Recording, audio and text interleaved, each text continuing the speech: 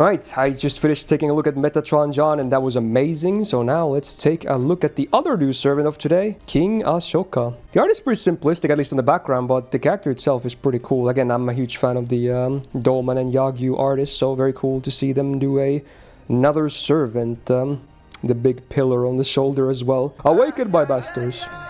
Anyway, let's bring up to speed and see what's up. Okay, man, a few words maybe. Alright, let's see if the first ascension makes him talk a bit more. And what the design is gonna be like. It's a full mystery, come on. Let's go, something really wacky and cool. Oh! He looks like a character from like Dragon Quest or something. Also, wait, that's not a pillar anymore, is it? What is he holding now? It's like a rocket, I don't even know. I like the big red cape, that's cool. And also his haircut way more wild in a good way, I want to say. This is starting to look more like Dolman now. Hell yeah, dude. He has a deep voice too.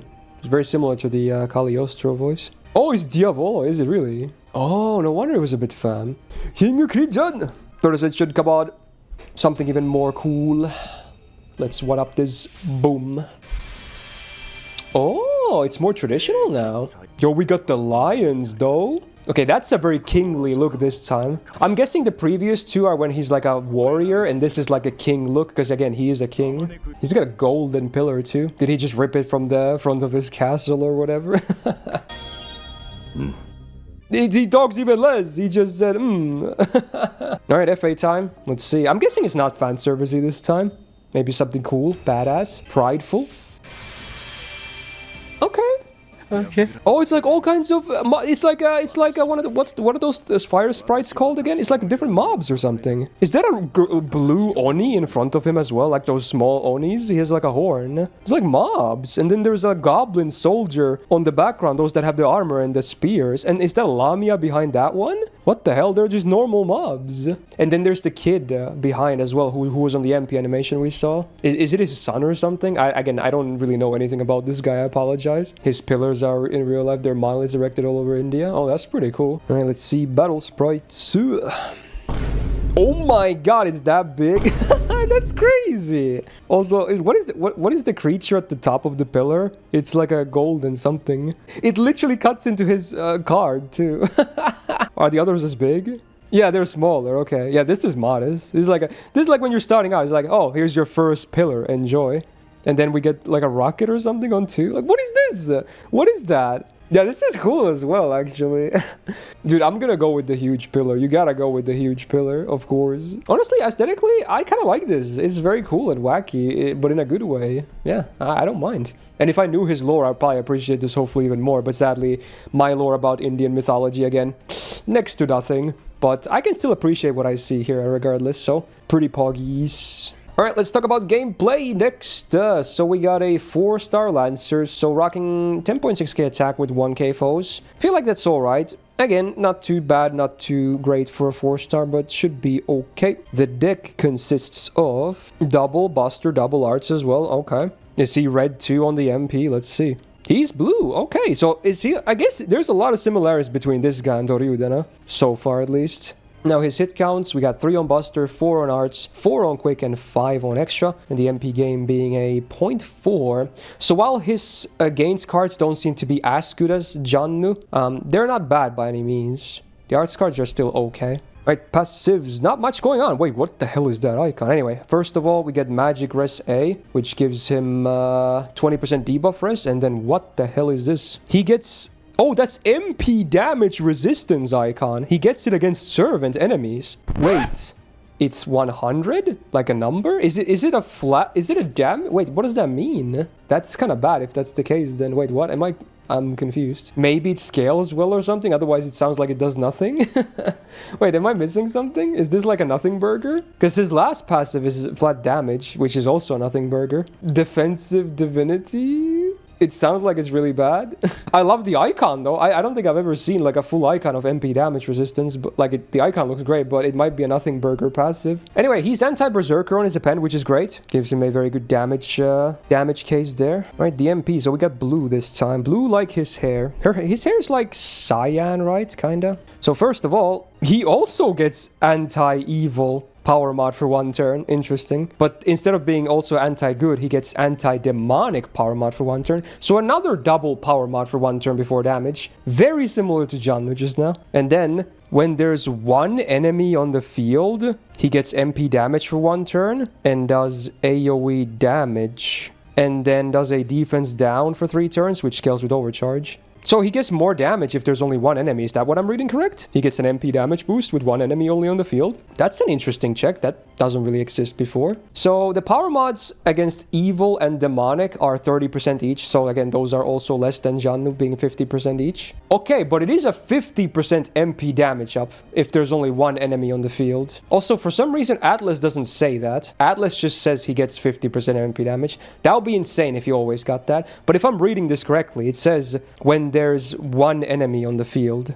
But yeah, 50%, that's a lot. So he can potentially do some decent single target damage too. And then the defense down is 20% on overcharge base for 3 turns, scaling up to 40. So while it is after damage, it's pretty good ramp up for bosses. Not bad, assuming the MP is spammable as well, which I assume it is on a 4-hit arts AoE. Interesting. I like it so far. Wacky, but in a good way. It's like Takeru, yeah, kinda. We got the main card types here on the first skill. All allies get arts and buster up for 3 turns and MP damage for 3 turns. Okay, is this the start of a multi-core servant I'm reading? That's good buffs on spread. 6-turn cooldown. 20% everything. Okay, that's pretty good. That's pretty good for a 4-star. That's nice. I like it. It's basically great. If it was all self only, I'd be like, yeah, it's okay. But it's all AoE. I'm like, okay. Then we have an attack up. If this is AoE too, then oh my. Okay, self attack up 3 turns, crit damage 3 turns. And then what is this? So when attacking, he does a buff block for 1 time, 1 turn, and then that lasts for 3 turns. So he can do 1 buff block for every turn for 3 turns. Hey, that's cool. That's cool. So it's 30% attack for 3 turns, 30% crit damage for 3 turns, and then 1 buff block every turn for 3 turns. Oh, wait. This works with the MP, right? It says when attacking. So I assume the MP does an AoE buff block if you start with it, right? Oh, that's even more cool then. So I assume you get an AoE buff block then, instead of just 1 enemy getting it, right? I assume it goes on all of them because it's 1 hit, right? Yeah, the attack and crit are 3 turns as well. All of these are 3 turn effects. And then we have a battery. Self-battery. And then every turn gets stars for 3 turns. All allies get debuff resistance for 3 turns. And then crit resistance for 3 turns. It's like a very boss-heavy skill. Only the battery is probably decent for farming. Otherwise, yeah, it's a lot of boss utility again.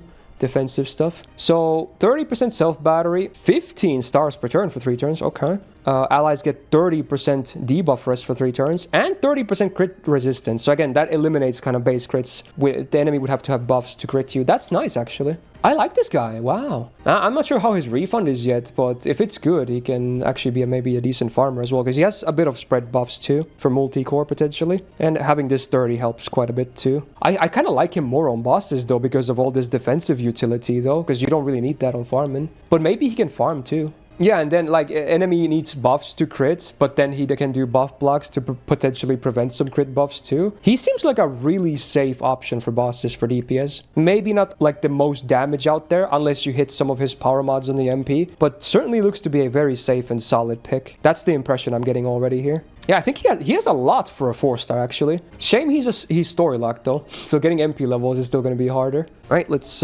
put some levels into these skills and see some animation. Bro, look at the size of that pillar. It's insane. It's crazy. Ooh, the prayer though. Ooh, slam that pillar. I'm surprised he doesn't have like protection of the fate or something. He seems like a very, you know, pietous guy. Yeet! Oh, he rides it. He catches up to it. Oh, wow. Wow, he can just spin it easily.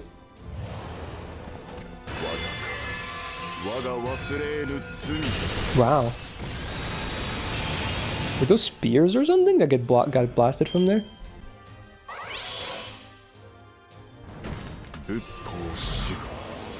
Oh yeah, there's the kid. So who is the kid? Is it his son or something? Or do we even know? Sky laser beam. He's not an SR, yeah. That's what I thought. Oh, he just dive bombs. Yo!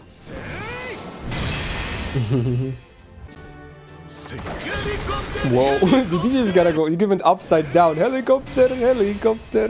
That was funny. So there you go. That's King Ashoka. Very cool. I think he's going to be another solid addition as well. Maybe a bit contested with his role, but I think he is going to be better than most of them. If not all of them, we'll see. I would have to see farming numbers and whatnot first. But if anything, aside from farming, I think he's going to look very interesting on bosses. He has a lot of utility, especially for a 4-star. A lot of good utility at that too. If you enjoyed this video, do me a solid and press the thumbs up button on it, okay? It really helps out, of course. And do subscribe, not to miss out on future videos, because on Friday you're going to see a very fun video dropping on your inbox. Stay tuned. Should be a very interesting one. And then Saturday, you're going to see the final tier list of the servant classes. It's been 4 months of hard work, but this week is the final one. Maybe some more tier lists in the future as well. You never know. But I'm going to take a break of them after that. Shout out to my patrons on the screen right now, and Suit for being a big YouTube tier member supporter. And if you're summoning for him or John New, may you have good luck. And otherwise, see you in the next video. Bye-bye.